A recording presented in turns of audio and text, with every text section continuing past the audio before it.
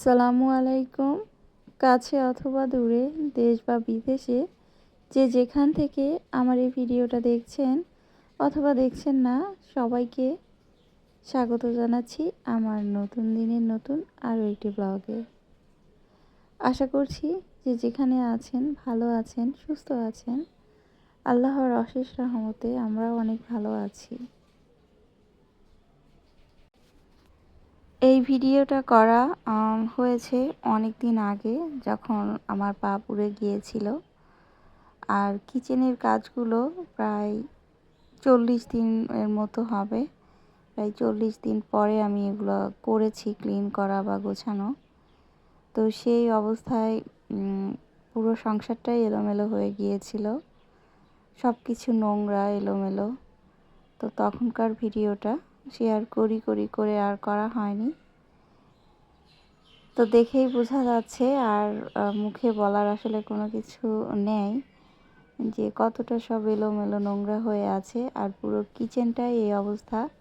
শুধু কিচেন না, পুরো বাসাটাই নোংরা এলোমেলো। যেখানে হাত দেওয়া যাচ্ছে মনে হচ্ছে হাতের সাথে এক কাদা ময়লা উঠে আসছে।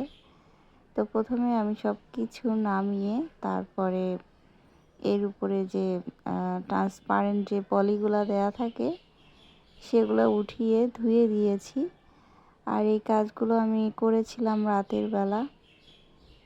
আপনাদের সাথে একটু একটু করে শেয়ার করছি আর কাজ করছি। আপনারা যারা এই ভিডিওটি দেখছেন কিন্তু ছোট্ট একটা লাইক দিতে ভুলে গিয়েছেন, চাইলে ছোট একটা লাইক দিয়ে দেখা শুরু করতে পারেন। আর যারা প্রতিনিয়ত আমাকে সাপোর্ট করছেন তাদেরকে অসংখ্য অসংখ্য ধন্যবাদ। আর আপনি যদি আমার চ্যানেলে প্রথমবার ভিজিট করে থাকেন, আমার ভিডিওটা দেখার পরে কোথাও কোনো অংশ যদি ভালো লেগে যায়, তবে চ্যানেলটা সাবস্ক্রাইব করে রাখতে পারেন। কিচেন ক্যাবিনেটটা থেকে সব কিছু নামিয়ে পরিষ্কার করে নিয়েছি। এরপরে ট্রান্সপারেন্ট পলিগুলো ধুয়ে দিয়েছিলাম। সেগুলো শুকিয়ে যাওয়ার পরে সেগুলো বিছিয়ে নিয়ে তারপরে যেখানে যে জারগুলো কৌটাগুলো ছিল সেগুলো এখন আবার সাজিয়ে রাখছি।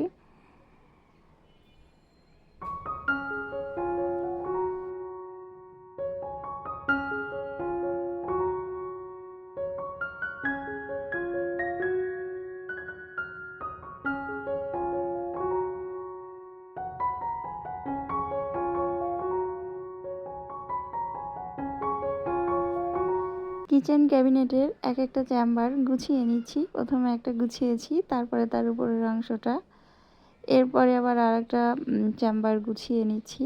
তো এই অংশটাতে আমি যা যা রাখি, ব্লেন্ডার মেশিনের যে মেশিনটা রয়েছে সেটা রেখেছি, তার পাশে একটা স্যান্ডউইচ মেকার রেখেছি। তো আমার যেহেতু নর্মাল কিচেন আর কিচেন ক্যাবিনেট বা কিচেনের জিনিসপত্রগুলোও সেইভাবেই সাধারণ কিছু।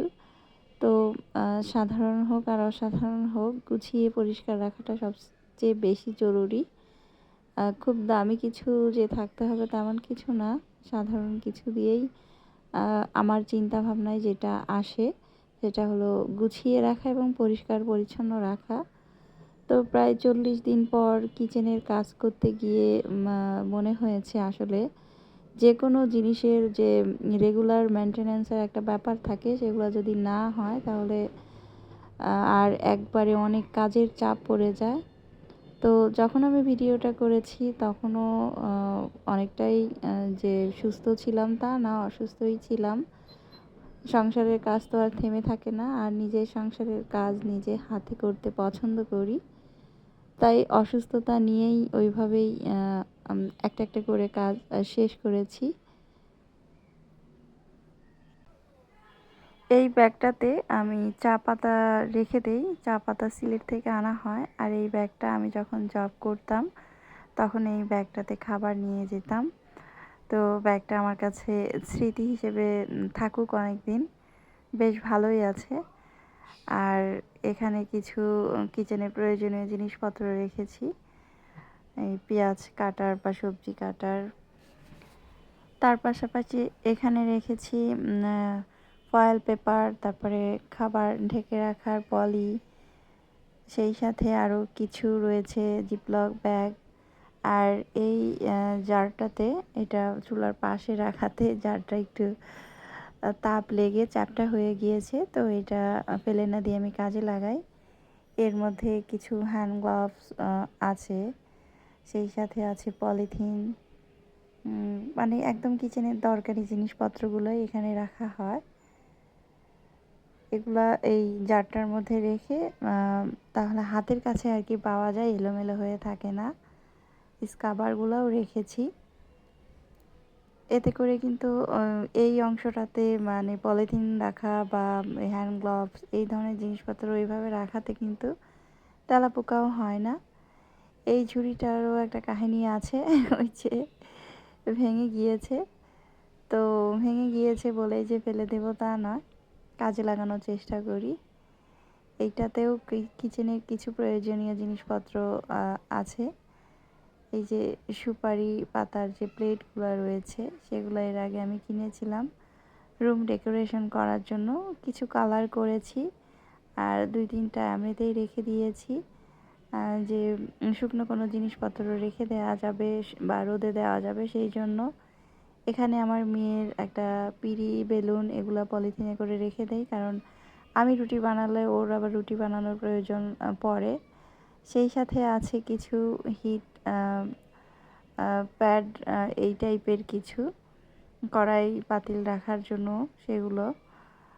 আর এই কেকের বক্সটাতে আমি ছোট ছোট বক্সগুলো বা ঢাকনাগুলো সেগুলো রেখে দেই। এভাবে আমি খুব সাধারণভাবেই আমার কিচেনটাকে গুছিয়ে রাখি, আর কিচেন ক্যাবিনেটটাকেও আমি এভাবেই সাজিয়ে গুছিয়ে রেখেছি। এই অংশটাতে প্রয়োজনীয় কিছু জিনিসপত্র রাখি।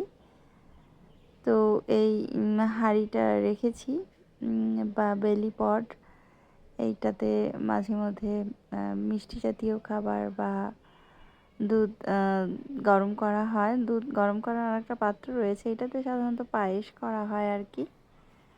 কিছু সিরামিক্সের রেগুলার ব্যবহারের জন্য গামলা, বাটি রেখেছি। আর একদম উপরের অংশটাতে তো দেখাই যাচ্ছে, এখানে মাঝে মধ্যে এই কাপগুলো রাখি চা খাওয়ার জন্য। চা খাওয়ার আসলে 2-3 রকমের কাপ ব্যবহার করি, মাঝে মধ্যে চেঞ্জ করা হয়।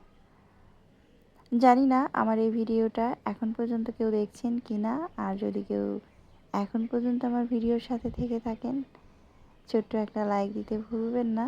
আর পুরো ভিডিওটি দেখার পরে যদি ভালো লাগে চাইলে কিন্তু চ্যানেলটা সাবস্ক্রাইব করে রাখতে পারেন।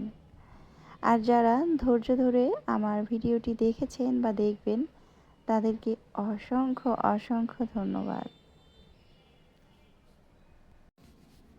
এই অংশটাতে রেগুলার ব্যবহারের জন্য যে মশলাগুলো রয়েছে সেগুলো রেখেছি। এখানে চটপটির মশলা রয়েছে, তারপরে রোস্টের মশলা, বিটরুটের পাউডার, কালিজিরা, এরপরে রয়েছে কাবাব চিনি, এরপরে শাহি জিরা, বিভিন্ন রকম মশলা রেখেছি। আর উপরের অংশটা তো দেখিয়েই দিলাম কি কি আছে। এরপরে চলে যাচ্ছি এর নিচের চেম্বারটাতে। উপরে একটা কিচেনে ঘড়ি থাকে, আর একটা ন্যাচারাল একটা প্লান্ট রাখার চেষ্টা করি সব সময়, 1-2টা, যেন চোখের প্রশান্তি কাজ করে। এই অংশটাতে তো আগেও দেখিয়েছি, ব্লেন্ডার মেশিন, তারপরে স্যান্ডউইচ মেকার, এরপরে রয়েছে ওয়াটার পট, কিছু রান্নাবান্নার পাতিল, এই তো।